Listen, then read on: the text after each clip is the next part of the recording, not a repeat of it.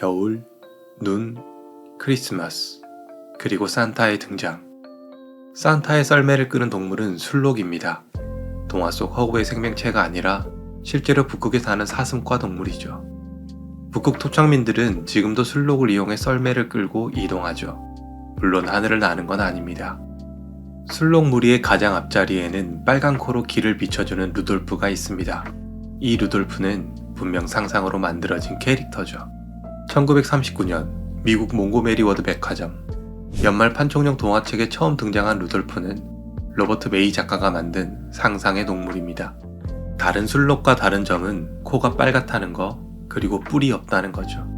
하지만 뜻밖에도 그저 상상으로 만들어진 이 독특한 동물의 진짜 정체가 70년 뒤 과학자들에 의해 밝혀집니다. 상상이 현실이 되는 기묘한 순간, 크리스마스 속 환상과 북극의 현실이 교차하는 지점. 오늘은 루돌프와 그의 친구들의 진짜 정체를 밝혀보겠습니다. 구독과 좋아요는 큰 힘이 됩니다. 꼭 눌러주세요.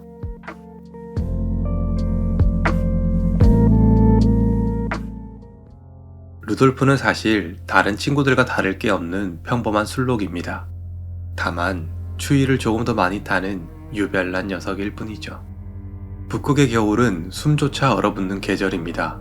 영하 40~50도의 공기를 그대로 들이마시면 폐는 금세 차갑게 식고 몸 전체가 위험에 빠집니다. 그래서 술록은 코를 살아있는 난방장치로 진화시켰습니다. 술록의 코 안쪽에는 사람보다 약 25% 더 높은 밀도의 모세혈관이 분포해 있습니다. 들이마신 공기는 가장 먼저 얇은 판들이 여러 겹으로 접힌 복잡한 비갑계 구조를 통과하며 흐름이 여러 갈래로 나뉘고 접촉 표면적이 급격히 증가합니다.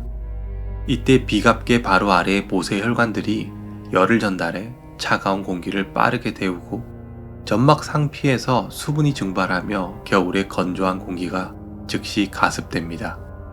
이렇게 따뜻하고 촉촉해진 공기만이 술록의 폐 깊숙이까지 천천히 스며들 수 있죠. 그래서 추위가 더 깊어질수록 술록의 코는 더욱 붉어집니다. 더 차갑고 건조한 공기를 데우기 위해 체온 조절 중추가 코끝의 말초혈관을 더 크게 확장시키기 때문이죠. 확장된 혈관으로 뜨거운 혈류가 표면 가까이 몰리면서 코는 한층 더 선명한 붉은 빛을 띠게 되는 겁니다. 이 원리는 인간이 추울 때 귀나 코가 빨개지는 것과 같지만 술록은 생존을 위해 그 반응의 강도가 훨씬 극단적입니다. 결국 루돌프의 코가 다른 술록들보다 더 붉게 보이는 이유는 혹한을 견디기 위해 코끝의 말초혈관 확장이 유독 활발하게 일어나는 개체였다는 점으로 설명할 수 있죠. 너무 억지스럽나요? 그렇다고 해도 어쩔 수 없습니다. 전 오늘 술록을 소개하기로 이미 마음먹었으니까요. 다음은 뿔 이야기입니다. 그리고 이 뿔 이야기는 루돌프를 이해하는데 특히 흥미로운 부분이죠. 동화 속 다른 술록들은 모두 뿔을 가지고 있지만 루돌프는 뿔이 없습니다. 이 차이 역시 놀랄 만큼 명확하게 과학으로 설명됩니다. 대부분의 사슴과 동물은 수컷만 뿔을 가집니다. 하지만 술록은 예외입니다. 사슴과 동물 가운데 유일하게 암컷과 수컷 모두 뿔을 가진 종이죠. 술록의 뿔은 매년 자라고 떨어지는 1년짜리 소모품입니다. 수컷 술록은 가을 교미철에 이 뿔로 치열하게 싸우지만 짝짓기가 끝나면 더 이상 이 무거운 구조물을 유지할 이유가 없어지죠. 그래서 겨울의 초입 11월에서 12월 초가 되면 수컷의 뿔은 자연스럽게 떨어집니다. 하지만 암컷 술록은 겨울 내내 뿔을 유지합니다. 이건 단순한 성별 차이가 아니라 북극이라는 혹독한 환경에서 살아남기 위한 전략입니다. 술록이 겨울 동안 의존하는 주요 먹이는 눈 아래에서 자라는 지의류입니다. 겨울철 식단의 70에서 90%를 차지할 만큼 중요하죠. 하지만 두꺼운 눈 속에 파묻혀 있어 접근성이 낮고 채집 가능한 양이 제한적입니다. 그래서 겨울에는 먹이를 두고 술록들 사이에 짧고 날카로운 경쟁이 반복됩니다. 이때 암컷의 뿔은 두 가지 핵심 역할을 합니다. 첫째, 서열 경쟁에서 자신의 먹이 접근권을 지켜내는 무기입니다. 뿔은 위협 신호로 작동해 다른 개체가 접근하지 못하게 하거나 필요할 경우 몸싸움에서 버틸 수 있는 지지대가 됩니다. 둘째, 드물지만 실제로 눈을 긁어내 지휘류에 도달하는 데 도움을 주는 도구가 되기도 합니다. 특히 눈이 단단하게 얼어붙은 시기에는 뿔이 눈을 깨트리거나 긁어내는데 보조 역할을 하기도 하죠. 임신한 상태로 겨울을 맞는 암컷에게 이 작은 우위는 곧 생존과 번식을 지켜내는 결정적 힘이 됩니다. 그래서 암컷은 봄이 올 때까지 뿔을 유지합니다.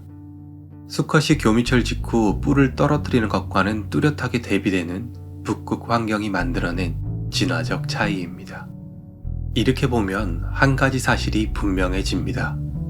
크리스마스, 즉 겨울의 초입을 지난 시점에 산타의 썰매를 끄는 뿔이 있는 술록들은 모두 암컷이란 사실입니다.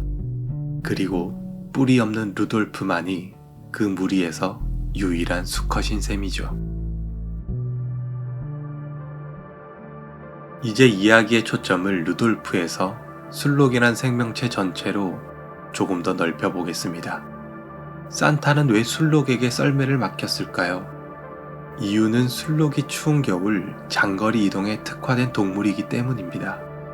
술록은 지구상 포유류 가운데 가장 긴 거리를 이동하는 동물 중 하나입니다. 일부 개체군은 연간 5,000km 이상을 이동합니다. 왜 이렇게까지 멀리 움직일까요? 술록이 사는 북극은 계절 변화의 폭이 매우 큽니다. 여름에는 기온이 20도까지 오르지만 겨울에는 영하 40도에서 50도까지 내려갑니다. 1년 중 몇 달은 해가 뜨지 않는 극야, 또 몇 달은 해가 지지 않는 백야가 이어집니다. 이 환경에서는 먹이의 분포도 극단적으로 바뀝니다. 여름에는 툰드라 지역의 녹지가 열리고 초본 식물이 짧은 기간 동안 빠르게 자랍니다. 하지만 겨울이 되면 이 지역 전체가 얼어붙습니다. 눈은 1m 이상 쌓이고 지표식물 대부분이 접근 불가능한 상태로 갇혀버리죠. 그래서 술록은 계절에 따라 거대한 이동을 반복합니다. 여름에는 북쪽 툰드라로 이동해 짧은 성장기를 최대한 이용하고, 겨울이 되면 보다 눈이 얕고 바람이 약한 남쪽 숲지대, 즉 타이가 지역으로 내려가 먹이를 찾습니다. 문제는 이 먹이가 있는 구역이 계절에 따라 수백에서 수천 킬로미터씩 움직인다는 점입니다. 술록은 이 변화를 따라 이동하지 않으면 생존할 수 없기 때문에 자연스럽게 장거리 이동 능력을 진화시킨 겁니다. 전 세계를 돌아다녀야 하는 산타 입장에서 이런 장거리 이동 능력을 가진 술록은 그야말로 최적의 파트너죠. 술록은 또 겨울이 되면 자동차가 스노우 타이어로 바꿔 끼듯 겨울 전용 발굽을 준비합니다. 여름철 툰드라가 녹아 있을 때는 발굽 바닥은 두껍고 부드러운 패드로 덮여 있어 진흙과 연약한 지면에서 미끄러지지 않도록 도와줍니다. 하지만 겨울이 되면 이 패드가 수축하면서 얇아지고 바깥쪽에 딱딱한 각질성 림이 더 뚜렷하게 드러납니다. 이 림이 얼음과 단단한 눈을 찢고 긁어내며 마치 천연 아이젠처럼 술록의 발을 고정시켜주죠. 눈 위를 빠르게 달리거나 언덕을 오르내리는데 유리한 구조입니다. 여기에 더해 술록은 아주 독특한 시력을 갖고 있습니다. 포유류 중 유일하게 망막의 색을 계절마다 바꾸는 동물입니다. 여름에는 황금빛 망막을 가지고 있지만 북극의 겨울 2달 넘게 해가 뜨지 않는 극야가 시작되면 망막은 푸른 빛으로 변합니다. 이 푸른 망막은 약한 겨울빛을 여름 대비 최대 1000배 가까이 증폭해 받아들이도록 도와줍니다. 눈보라 속에서도 움직임을 선명하게 포착할 수 있는 이유죠. 또한 술록은 자외선을 볼 수 있습니다. 그래서 흰 눈 위에 남은 먹이 자국이나 포식자가 지나가며 남긴 표시들, 얼음 위의 미세한 패턴까지 다른 동물보다 훨씬 또렷하게 구분할 수 있죠. 덕분에 술록은 모든 게 새하얀 겨울 환경에서도 길을 잃지 않습니다.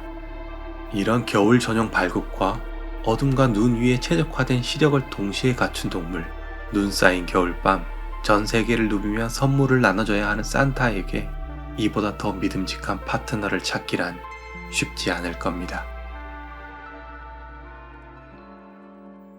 겨울이 오면 우리는 늘 같은 풍경을 떠올립니다.